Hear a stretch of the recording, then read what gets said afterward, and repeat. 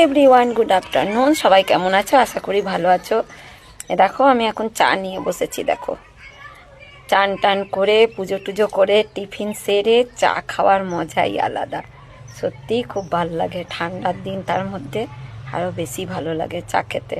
আর এমনিতেও আমি চাটা একটু বেশি পছন্দ করি।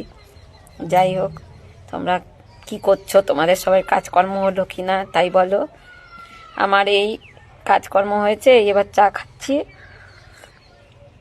কালকে সংক্রান্তি, পৌষ পার্বণ, অনেক কাজ ছিল, সব কাজ সারলাম।